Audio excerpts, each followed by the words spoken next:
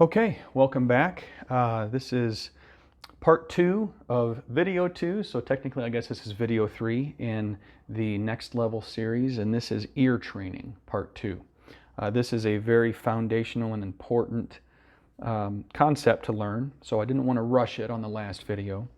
So if you're just jumping into this, go ahead and rewind a few videos and jump in, at ground level where we were at. So last video we kind of ended up talking about the relation to chords and how they sound with each other. We were talking about the breakdown of a scale, and in the notes of a full major scale, what assignments of whether a major or minor chord you're giving it. Typically, you have a major on the 1, minor on the 2, minor on the 3, major on the 4, major on the 5, minor on the 6, minor or diminished, technically it's diminished, on the 7, and then you're back at 1 again. So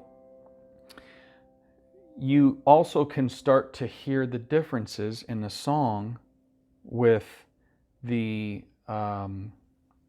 like the 2 chord over a root.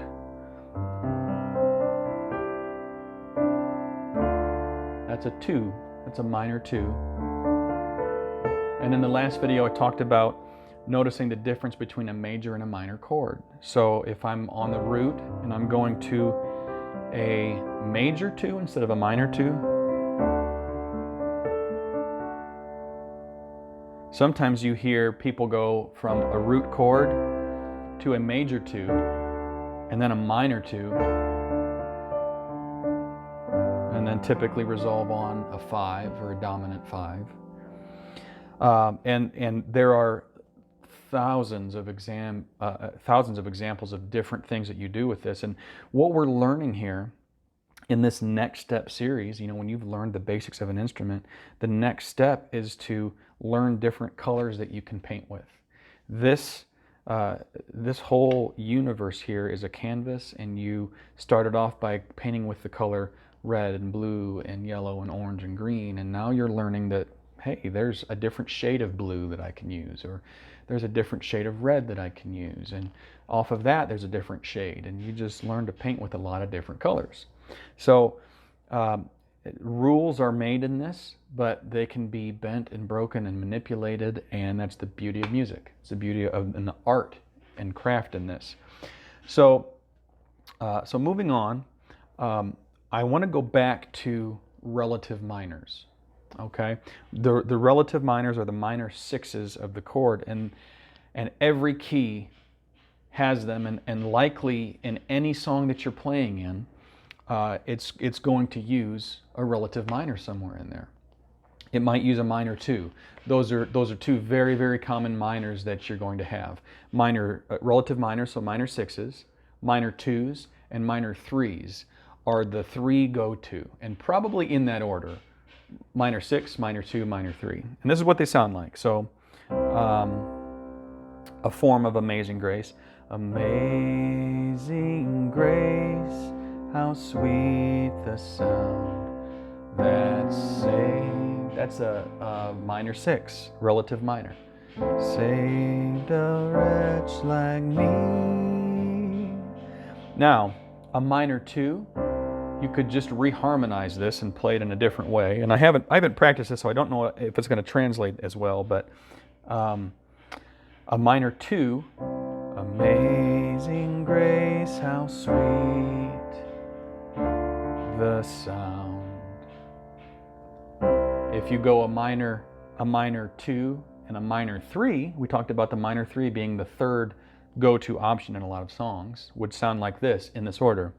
Amazing grace, how sweet the sound. That goes to a 4. Or you could do amazing grace, how sweet the sound that saved a wretch like me.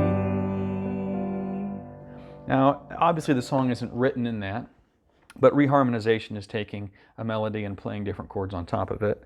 and just the relation to a major, minor 2, minor 3, it's a minor 2 again, and then the root major. That's just learning the relationship to these different chords. And it's really important to just be able to kind of hear the relationship to the root chord, the root key, which in this case we've been playing in the key of C. So you can't do any of this without being able to distinguish what a major and what a minor chord sounds like. That is at the root of all of this.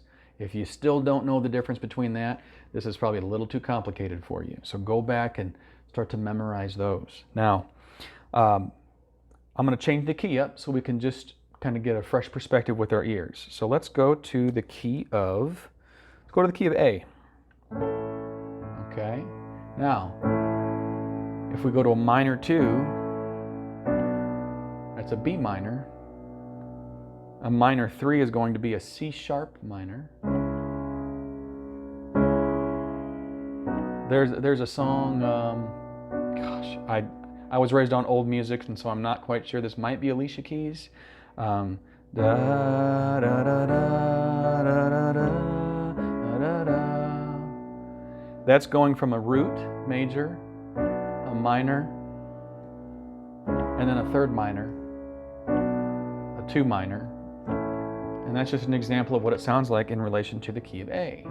Now, what would be the relative minor, or the minor 6, in the key of A? So if we go through the scale, that's 5 so far, 6, it's F sharp. And we always say it's a relative minor, so it's going to be a minor chord, F sharp minor.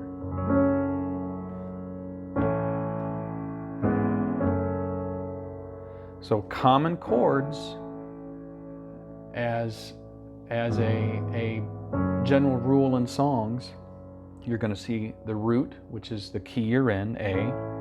You're going to see a 5, which would have been E. You're going to see a 4, which in this case would be a D. You're going to see a relative minor, likely, which is going to be the F sharp minor. You might see a minor 2, which would be a B minor. You might see a minor 3, which would be a C sharp minor. Now there are different things here. You could see a major 7th chord, not a major 7. That's an A major 7, but a 7 chord that is major would be a G. Okay. And it's actually a flatted 7th chord, but this is just to go and show that there are exceptions to the general chord rules. But all of those chords in any key signature that you're in are going to throw at you in modern worship songs those main numbered chords: 1, 4, 5, relative minor, possibly a minor 2, and a minor 3. So practice those in each key. Just kind of go through your scales. You now see why the scales are important, is to kind of figure out not only what notes you can solo over. So in the key of A, each one of those notes would have a general rule for whether they're a major or a minor and how you can use those, okay? And if you're not sure on that, you should be able to pick out in a song, okay, that sounds like it could be a 4 chord, and it sounds definitely like it's a major one, so let's try that out. Sounds like they're going to a 4. That's a major 4. If you're playing along, did that work? Did it not? If so, does it sound like this chord you're playing is lower or higher? It's really tricky in the relationship to each other what a 4 and a 5 sound like in relationship to the root or the 1. Okay? I use this in piano tunings. I tune pianos, and you can use digital tuners that will actually tell you with each note all up and down the 88 keys whether you're perfectly on pitch or not. But you use relational tuning when you're tuning the temperament or a 1 or 2 octave stretch. And I say all of that to basically say that when I'm playing a note like a C, if I'm finding a C, there is a particular frequency, and it counts it in beats, of a 1 to a 4 and a 1 to a 5. And my son is banging on his crib in the other room, so if you hear that and it's distracting, I'm sorry. But a 1 and a 5 is a very pure tone. There are very few beats. The frequency as you're hitting this, a dissonant chord, for example, a C and a C sharp, they're right next to each other. Notes that are right next to each other, they cause what's called dissonance, which means that the sound waves are really flying. You can almost hear it. The tones are clashing with each other. So a 1 and a 5 is about as pure as you can get besides an octave. An octave is almost a straight line with each other. A 1 and a 5, very, very slight waves. And a 1 and a 4, even slighter. But the closer you get back down to the 1, you have more dissonance in that. So the ear, when it hears a 1 and a 4 and a 1 and a 5, it sometimes can get hard to pick those apart. So you might have some struggles hearing whether it's a 4 or a 5 chord, and that's okay. Again, this takes a long time to be able to hone in this skill, but these are the principles that you use, okay? So there is one more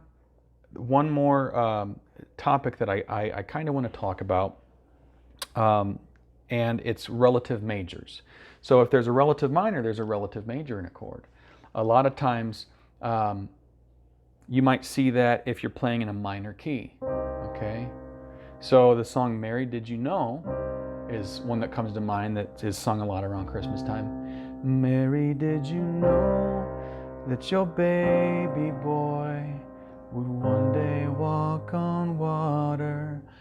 That's in a minor key. So if there ever was a major lift in this song, it's likely going to be a relative major. So the way to find a relative major is going to be figure out what minor chord you're playing in. Right now, I'm playing in a C minor chord. That's the key of the song, C minor.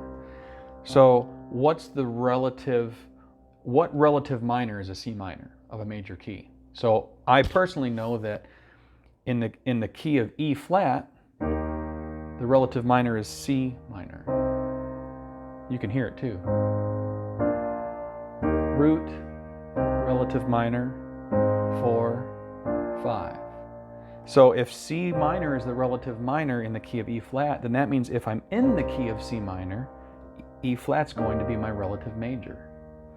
And you can also use this if you're writing music and you're wanting to throw kind of a twist into things. You might be in the key of C major.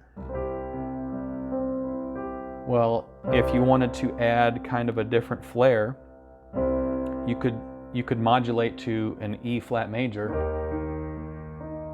and that goes along what's called the circle of fifths and the circle of fourths, which I promise I'll get to that in another video.